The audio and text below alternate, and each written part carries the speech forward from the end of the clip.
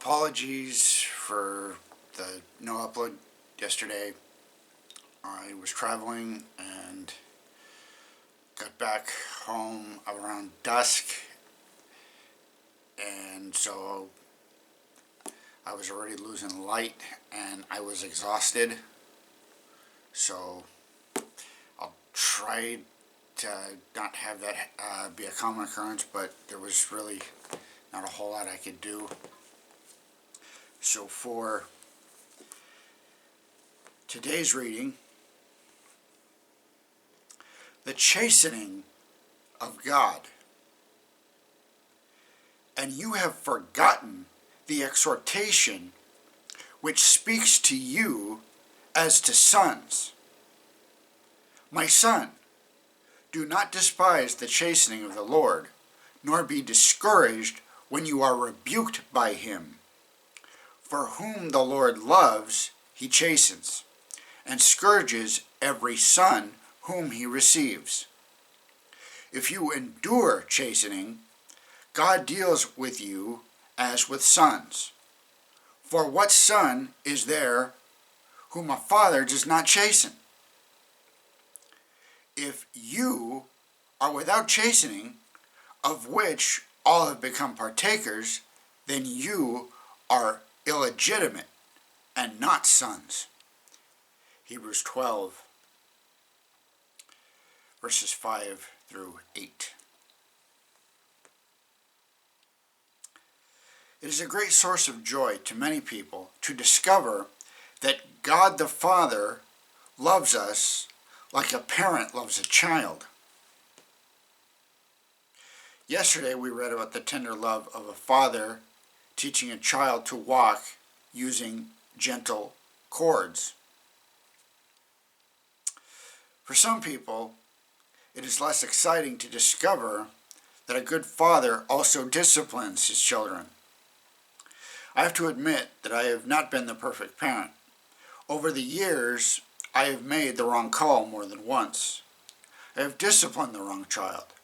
I have been both too harsh and too lenient at times. I have done my best, but my best is not perfect. Fortunately, he's married. Our Heavenly Father is the perfect parent. He never gets it wrong. You and I, however, sometimes misread his motives. Occasionally we ascribe hardship to God when he was not responsible for it. We point at the trials of others, shake our heads, and assume they must have done something wrong for God to bring calamity down on them. It happened in Jesus' day.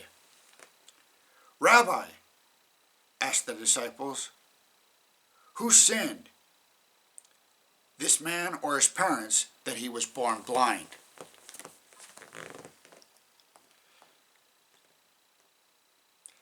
Not in my case.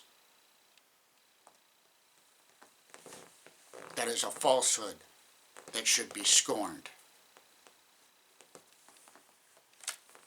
It's not God's fault. It's not my fault. It's not my parents' fault.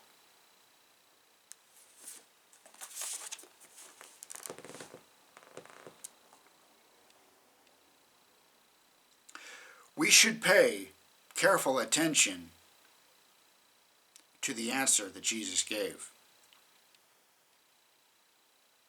Neither this man nor his parents sinned, but that the works of God should be revealed in him. Sometimes, difficult times are simply the result of living in a fallen world. But the Bible does teach that a Heavenly Father loves us enough to discipline. If he does not discipline us, the Bible teaches, we are not truly his children. In the 20th century, new approaches to child rearing convinced some that making your children feel good and build self-esteem were the essence of good parenting. Fortunately, mine did not feel this way.